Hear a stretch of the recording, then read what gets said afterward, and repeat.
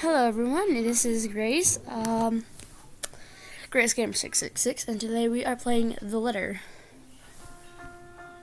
Why is everything like this? Whatever. Oh no, I didn't mean to press continue, I'm sorry. Why did I press continue? No, go away! Go away! I told you go away. Okay, let me try that again, I'm sorry.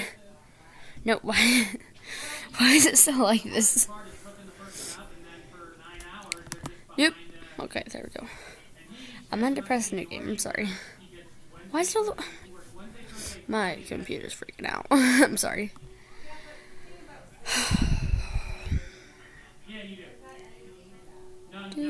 Oh, there we go. That brand new game. I'm sorry. I didn't need to press new game. Apparently you didn't want me to. New The Emergard Mansion. It was built for Lord William and Lady Elizabeth of Luxembourg. I don't know how to say any of these words. Humble ambassadors of peace and beloved by their people.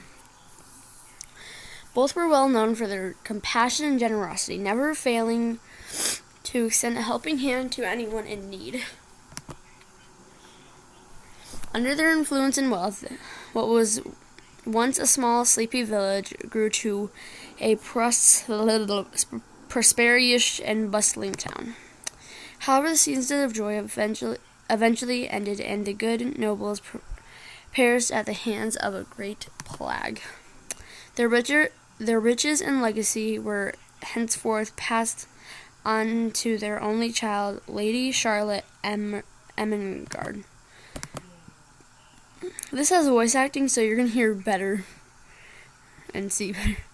The mansion has stood since the 1620s, a witness to a very long history of joy and pain. After Lady Charlotte committed suicide, the great house was eventually left uninhabited. I'm going to go turn the lights on. I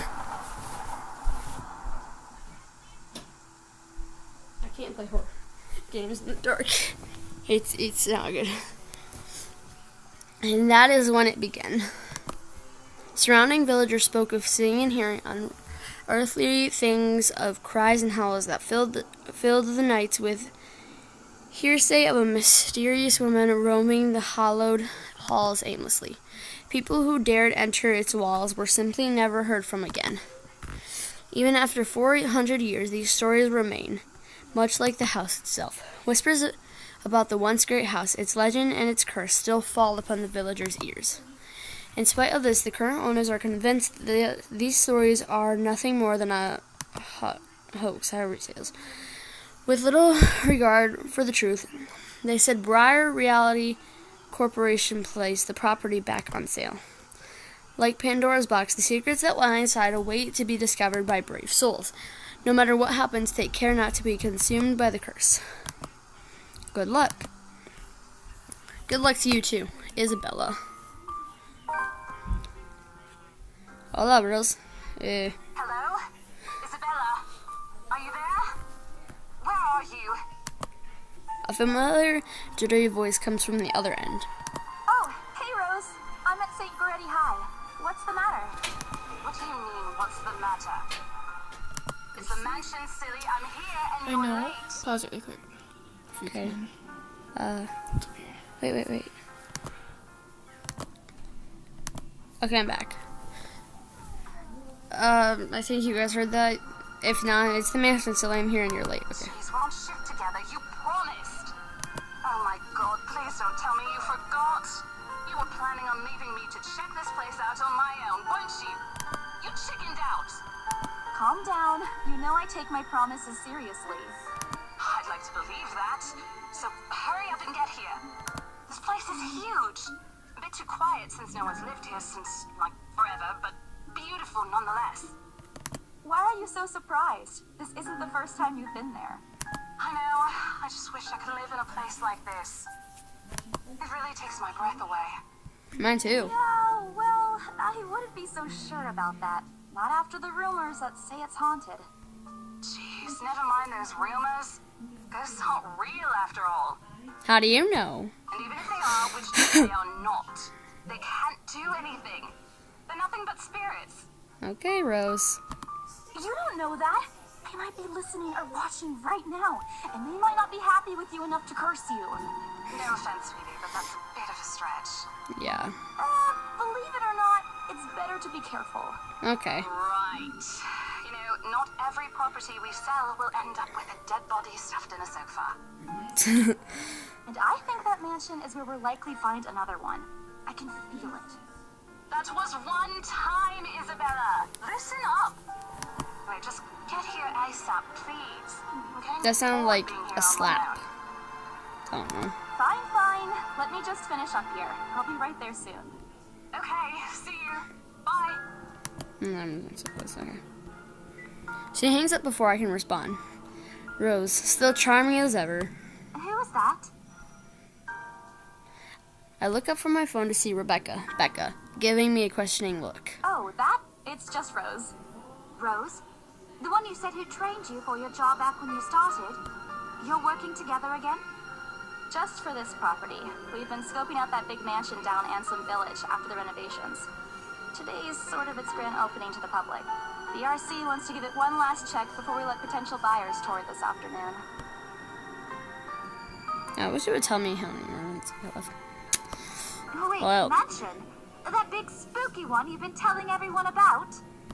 Didn't you keep saying how it just gave you the creeps? Whatever, Becca. You actually went there? And you're going back? Well, I did promise Rose I wouldn't ditch her. And besides, a job is a job. Gotta do what you gotta do to make a living. As soon as those words leave my mouth, Becca lets out a soft chuckle. What's so funny? Nothing. It's just that I didn't expect you to say that. Coming from you, it sounds so out of character. I mean, no offense, but you've been freaking out about the place being creepy ever since you got assigned to it. Cursed, I honestly sorry. thought you'd back out. Accidentally pressed it. Not all the time. I could really use a huge amount of cash right now, and this is just the fastest way to get it. Okay, Isabella. Plus, listen to this. This is just gonna be Buyer me really someday. wants it sold as soon as possible, and the agent who lands the deal is going to get a huge bonus. They never give bonuses like that. Getting that would make life so much easier. Okay. They're desperate, I'm desperate, it's perfect. A sympathetic look crosses her face. You know, I if can't you're believe I really can't in urgent say need of words. money, you could have just asked me. Or Ashton. Ashton! We can always Who's let that? you borrow, and you can pay us back whenever. I have to keep myself from groaning out loud. In the years I've known her, I can already tell what to expect when she has that expression. Becca, I've noticed that you've been living off instant noodles these past few weeks. Well, I'm sorry. She crosses her arms and grimaces at the thought. Her voice slightly rises as she begins to scold me. Instantly, I'm reminded why Becca excels at teaching most teenagers. Stop eating junk. They're cheap, but they're not good for you. Okay. You'll definitely end up in the hospital if you keep at it. Here we go again. Hey, I eat other things too. Wait, there's a relationship status update. Yeah. Boop. Oh. Why can't I go to... What's a journal? Profiles?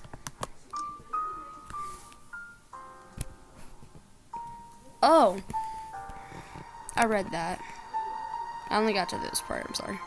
She's the third child among 7 daughter of a laundry woman and a Japanese driver. She went to a public school and was an average student, but took to art class easily. I'll read that once I'm done with this. Eventually, she pursued a degree in fine arts as encouraged by her father. However, when the man was diagnosed with a terminal illness, she had to stop studying to make money. It was Isabel's aunt who helped her get work overseas in order to earn more money than any local job could get her. Rose Cooper became her mentor as soon as she started as an agent at BRC. It's been 5 years since she met her neighbor, Rebecca. She met Ashton during an unfortunate incident involving her first sale at Devlin Court, and later Zachary threw him. Okay, anything about... Wait, what about Rebecca? What? Fine.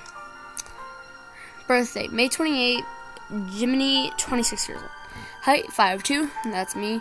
I don't know what that is. I'm probably not that. 158 centimeters. Occupation, estate agent.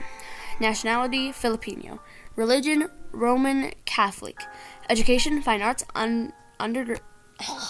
undergraduate. Like cinnamon rolls and dogs, food, police, procedural dramas, and comedies, karaoke. Okay, cool. Okay. I fold my arms across my chest, mimicking her posture, I don't know, and giving her the best frown I can muster, the same one I'd use with my younger siblings when they were being difficult. And instead she only raises one eyebrow at me. That's not going to work on me. And I saw it when you were cleaning your flat last week. The instant noodle cups outnumber everything else. I'm sorry. You're just exaggerating. Did you even see what's in my cupboard yet? I'm not just living on instant noodles alone. I've got canned beans, peas, tuna, ham, and even hamburgers in there. Becca's wrinkling her nose by the time I get to the end of the small list. She even went a little green on the last one. I would have laughed a little at that if I didn't know it would only lead to more reprimands from her. Aren't those the same ones you won from the grocer's raffle more than a year ago? Oh my. I sincerely hope you're checking the date stamps on those things before eating them. I don't want a repeat of last year. In any case, those are still not exactly healthier choices, Belle. She shakes her head, possibly laughing at some funny distant memory. When she looks up, I immediately brace myself. More words from her. Sometimes it's just better to let Becca talk until she's out of things to say. But when she turns her attention back to me, there is only warmth in her smile. What am I going to do with you? Well, I have a decision. Well, I have a solution. Why don't you throw her out the window? I mean, there's a window right there. She says this more to herself than me, her voice shifting to something kinder, even motherly, if I'm looking for the exact word. Are you going to throw me out the window? Didn't think so. I hope you know that it's impossible not to worry about you when you're like this. You don't have to keep eating the same thing. I'm sorry! I already told you before. You're always free to reheat food in my fridge. Thanks, Okay. Becca. I really appreciate it, but you don't need to keep babying me. You've been taking care of me since after I moved here. You have to take a break sometime. And before you ask again, no. You know I'm not a fan of borrowing money. And I'm not going to ask you to give me what you earned hard for yourself. You and your pride. But suit yourself. Isabella is so sweet. The offer stays on the table, though. I think so. I nod in response, if only to get her to drop the topic. But I'm pretty certain I will never take that offer. Ever. It has nothing to do with pride.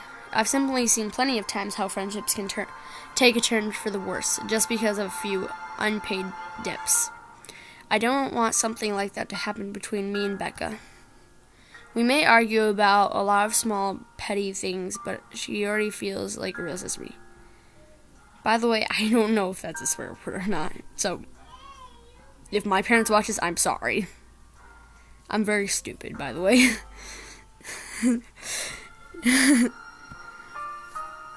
I don't want to lose that friendship over something so trivial. I don't know.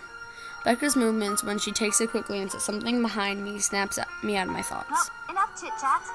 Lunch is ending, and my students will be back any minute. Okay, We Becca. can catch up. Good luck with your clients. She said we can Get a treat us catch to up lunch or later. something if you get that sale.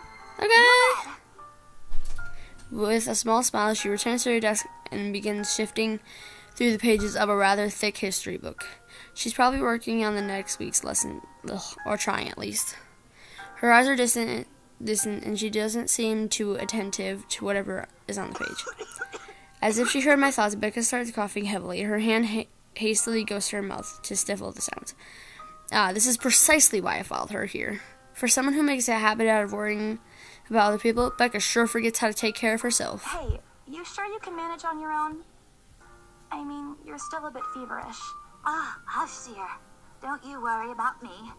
I'll just drink some medicine and I'll be right as rain. I level her with a flat look. She has had a cold for a couple of days now. Something about the strange weather not agreeing with her lately. And despite my advice to take the week off and rest, I found her apartment empty when I dropped by this morning.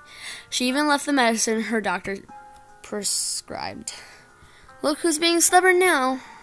You shouldn't even be working right now. Seriously, you big baby. I'll be fine. For now, just go to work and stop making that Rose girl wait for you. Okay. I'll call you if I still feel bad. And you can come pick me up if it makes you feel any better. She offers me a reassuring smile, and I can only sigh. Why do I even bother? There's no stopping her once she has decided on something. Defeated, I reach inside my bag and pull to pull out the same bottle of medicine she left earlier. She looks at it warily when I place it in front of her. Unfortunately for her, this is one thing I'm not letting her have her way. All right, but don't forget what the doctor said. Drink this on time. I'll see you later, okay? There's an amused gleam in her eye when she shifts them back to me. Look who's playing the mother hen now. I'm sorry. Rebecca. Yes. Okay. I won't tease anymore. I'll make sure to drink it, Mom. Before I can retort, I don't know, she casts another look at the clock. I take that as a sign to finally end the conversation and my short visit. With a small wave, I leave her alone to her classroom and her thoughts. I hail a passing taxi to take me to the property as soon as I leave the school grounds. The mansion is some ways out of the countryside, but I don't have trouble giving the driver directions. Apparently everyone in Luxbourne City knows of it, including every bit of rumor surrounding the place. In fact, just the mention of its name is enough for locals to give you a cautious sidelong glances. I learned that the hard way the first time I committed there. And it only boosted my belief that there's something more to the house. Even the news of it being renovated and placed up in the market has caused quite a stir. Thankfully, it died down a few weeks later. The place would have become a lot harder to sell otherwise. I avert my eyes from the window once the buildings shrink in the distance. We get a glimpse of the countryside soon, although a quick glance at my watch tells me we're still a few minutes away from our destination. Might as well get some work done. Rose did ask me to review the mansion's documents. I already looked them over last night, but you never know when things may go wrong. Life has ways of messing things up like that. Halfway through reading the papers, my phone rings again. I pick it up without looking, neatly tucking it between my ear and shoulder. It's probably just Rose again anyway. Rose? Guess again. That voice. Ash. Bingo. Hey, what's up? Just checking if you're still cool later this evening. You mean that thing with Zach? Yeah. He even called in the middle of the night just to remind me. No, don't worry. I didn't forget. I'll be there. Cool. I'll see you later. What time do you get off? Around 6 p.m.? I don't know. It's the first day of the Ermengarde Mansion's open house, and we're expecting quite a number of potential buyers. I'll be booked the whole afternoon. Ermengarde Mansion? You know, the big Jacobean mansion at Anselm Village. I'm on my way there right now, actually. On your own? Yeah, well, Rose is already there, but yeah. I see. Looks like the scaredy cat finally toughened up. Okay. Shut up. Ash chuckles, and I can't help but roll my eyes upon hearing it. I'll see you later. Drop me a call when you're done. I'll see if I can pick you up. Whatever. Bye. Stupid Ash, always teasing me whenever he sees a chance. I'll show him who's tough. It takes a few more minutes until I finally reach the infamous... Ew.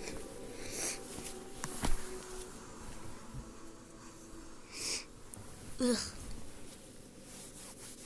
There's water on my Chromebook and I didn't even notice. I have to admit, the entire property does look wonderful from the outside.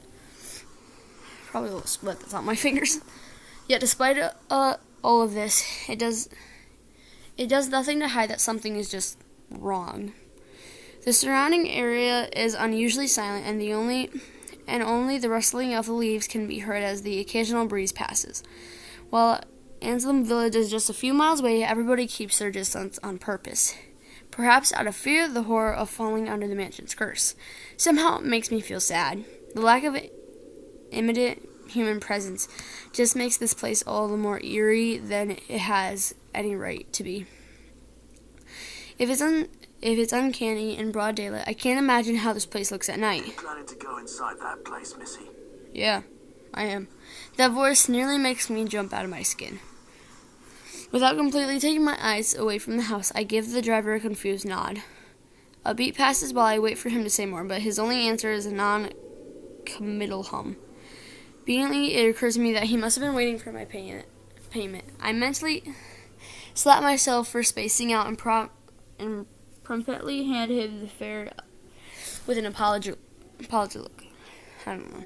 I expected him to leave as soon as I paid, but there's a hesitant expression on him, as if something hasn't been said yet. Is there something wrong? Look, Missy, I'm sure you've heard what the people are telling everyone about that place. Yeah, I have heard. Nobody likes to be disturbed when they're at peace, and I'm pretty sure whatever they say is in their house doesn't want to either. Well, I'm trying to make a business here. I admit they did a good job fixing it up. Yeah. But there must have been a reason why even distant relatives of the family who used to own the house never lived in there despite inheriting it. No wonder they wanted to get rid of it. Maybe they just didn't like it? You never know. He drives off after, but what he said has left a forbidding feeling in my gut. I breathe out a heavy sigh as I approach the house. After hearing enough of the rumors, I should have expected the conversation to take that turn. But I'm already here. Backing out is completely out of the question. It's not like I have a choice anyway. If I want to get that bonus and commission one way or another, I've got to sell this property. The door is ajar when I get to it, however, while my own copy of the keys dangle uselessly in my hand. 1 second, I have to grab something. Ow.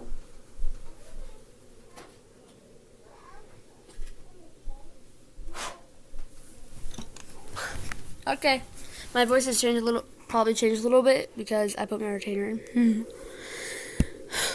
Rose must have left it open when she arrived. That's weird. We may be the only people here this early, but I've never known her as someone careless. Oh, this is so beautiful. Entering what greets me inside leaves me gaping. They've cleaned every corner, waxed the floor, dusted the antiques, searched every nook, cranny, and crease of it, and made it spick and span. All for the sake of making the mansion more interesting to the modern-day lords and ladies. But no matter how hard they try, the mansion still looks as soulless as ever, as though it's going to eat you alive. If you ask me, they should have just listened to what other people have been telling them and leave this place alone. Some things in this world are better left alone. Never be disturbed ever again. Rose? Rose, are you hear me? I call out. Rose, I'm here. Where are you? My voice echoes softly throughout the hallways. I got a stuffy nose. Yeah. Oh, who am I kidding? In a place this big, I don't think she'll hear me no matter how deafening the silence is. She could be all the way on the other side of the property for all I know. Quickly, I reach for my phone and dial her number. But The number you have dialed has not been recognized. Please check and try again. Rose, you better answer me. What do you mean, has not been recognized? We were just talking a while ago. It's not like she was eaten by the house, right? Or Or maybe the ghost did hear us talking and spirited her away, right? Right? No, Isabella, don't be ridiculous. She probably just wandered deeper into the house and lost signal or something. I dialed her number again, hoping the call will connect this time. Stupid operator. But to no avail. Oh boy. I have a very bad feeling about this. Rose? If you can hear me, please come out. Come on, Rose. This isn't funny. You know this place gives me the creeps. No answer. This isn't going to work. This place is big. She could be anywhere. I need to start looking for her. I take a deep breath before venturing deeper into the mansion. Taking a couple of steps forward, I notice something move above the grand staircase. Don't ever do that noise again, or else I will murder you, game. What the hell? Rose? Rose, is that you? Not funny. I don't think that's Rose. I'm leaving you if you don't come out. Not coming out, huh? Fine, I'm going. Okay, that's a lie. She's my friend. I can't really leave until I know she's alright. Growing desperate, I try to contact her number again. Come on, please give me something. Please, Lord. Yes, finally. Hello? Hello? Rose, I'm here at the mansion. Where the hell are you? She doesn't respond. There's also heavy static coming from her side. I sincerely hope it doesn't get cut off again before I can get an answer from her. Rose, come on. Where are you? A few moments pass until the static eventually starts to quiet down. What? The attic? Why? She must be stupid. Crap, it got cut off. Okay, if I heard that noise, I'd be like, nope, I'm out. This place is haunted and I'm not going to hesitate to live. Well, I meant to die. Man, do I really need to go there? Oops. With how deep inside the mansion the attic is, there's barely any signal there. No wonder I can't contact her. But why is she there? Out of all places, she just has to make me go fetch her in the creepiest room of this place. Is she doing this to get back at me for being late? Whatever, I'll just go. The sooner I meet up with her, the sooner I'll feel better about being here. I carefully make my way up the staircase. My legs wobble as I mentally curse the fact that I've chosen real estate instead of picking a career that doesn't involve strange abandoned houses. Upon reaching the top, the grand hallway greets me. Okay, I'm going to end this video here, guys. I hope you enjoyed. I will see you guys in the next video. Bye. Well, peace.